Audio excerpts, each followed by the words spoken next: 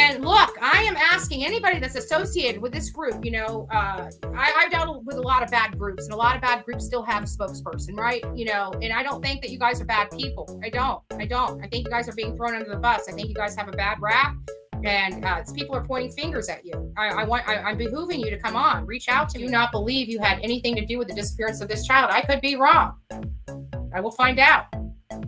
I may need your protection while I help, you know, solve this case. I'd like to hear from you. Don't screw with 5-year-old kids. You know, you're better off getting your throat slit or your knees cracked or your legs broken before kidnapping a 5-year-old kid. I'm telling you, you guys can look at it, see it in my eyes. You can see it in my body language. I don't believe you had anything to do with this. I don't. I want you guys to figure out who your spokesperson is. Get the cleanest guy you got, somebody with no rap sheet.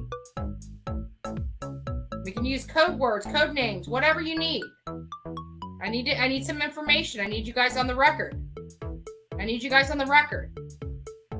Okay, I'm here to help you.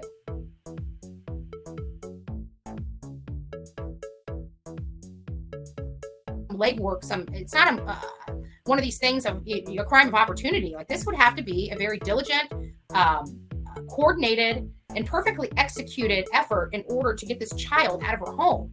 It just doesn't it doesn't make sense to me. I mean, I know what goes into kidnapping a child. What I know, you know, I always work off my own personal experience, right? Many of you know, I've lived a pretty rough life, and, you know, at some point I straightened my life up. You know, I got right with God and just changed every aspect of my life for the better. So, but I did have a rough life. That rough life helps lead me through these kinds of investigations, you know, figuring stuff out, because, I mean, I lived a 40-year-old's life by the age of 19, right? I mean, I feel like this whole mafia thing is a bunch of, you know, backwoods guys that, you know, are pretty mean and a pretty rotten element, maybe sell drugs, but I don't see, mafia people aren't going to get, I mean, what the hell do they want a little 5-year-old kid for? You know, I'm sorry, but even in the groups that I ran with, as bad dudes as they were, I mean, some of these people killed people. And as bad as these people were, what they didn't do is it twiddled with little children.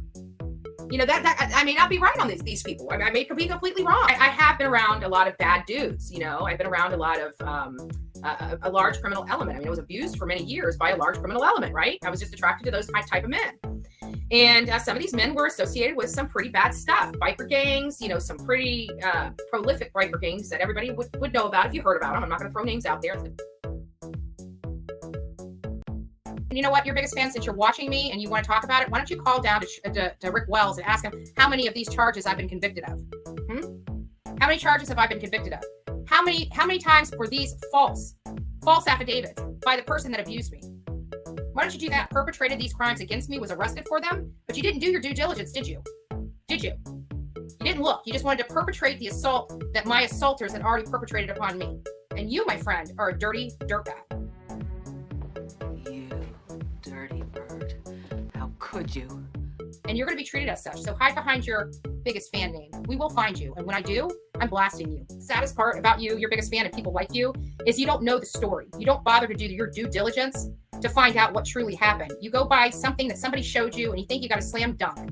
And then when you go into the case and you actually look at it and you actually find out how it was abused, and mind you, it wasn't just physical abuse, it was sexual abuse. It was having bruises all over my body. And then you go and throw that up here like it's some kind of badge of honor that you found this out about me. If you ever even took an iota of a look at what happened to me, even just 5 minutes of your fucking time, and found out what truly happened to me, you would be ashamed of yourself. Utterly ashamed of yourself. You know, you want to throw my case and my domestic violence up there? Why don't you do the whole job, not just half the job? Follow the case through. Follow the case through. You want to know what happened to me? Go find out. You want to hear how I was brutalized? Go look. How about my rape? My unsolved rape? Why don't you go look in that? Why don't you go look in that? I can tell you guys one of the worst days I ever had, but it's not really funny. Maybe it might be funny now. So it was actually on Friday the 13th. It was Friday the 13th. It was April 13th. I want to say 2015 or 16. It might have even been earlier than that, maybe a couple years earlier than that. And I had a horrible day at work, and I just told my boss, I'm done with the day. I will be back Monday. I am leaving.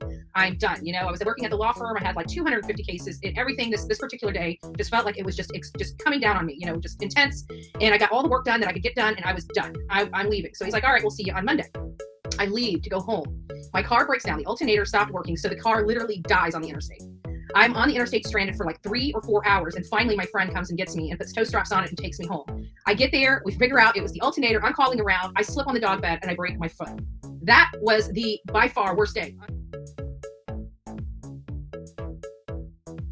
Never had such a horrible day as I did that day. And I've got a cast to prove it. And as a matter of fact, I kept the cast as a souvenir. Why don't you throw my mugshot up? Maybe that'll make you feel like a great person. How you're being this public service person. All you're doing is perpetrating violence that was already perpetrated upon me. Do you not understand that? You want Manatee County Courthouse got that number too. Would you like to see that every one of these cases were dismissed? The whole entire world has seen my background. The whole entire world, and you're throwing this stuff up. Like, want to talk about racism? What are you going to do? Throw up a video of me with a guy that I was in an advertisement with? Is that what you're doing?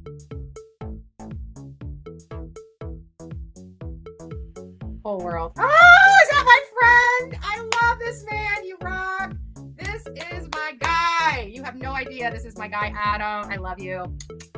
You're my friend. 2024. Let's do it. Right now, yes. Don't worry, your biggest. It said your biggest fan, but he was talking about me and you. We're racist. We're racist. So, how are you doing, my friend? How are you doing? Can you believe it? I got my own channel now. Feel like this cornbread or corn, whatever mafia out there is the low-hanging fruit. You know what I'm saying? Like they're bad dudes, or they have the, and not only that, but there's some people that do good things that just have bad names. Okay, I'm not going to go into other organizations that I love and I think they're great people, but they have a bad stigma and bad. We have like patches. That's our Proud Boys laurel with the 2 pinstripes.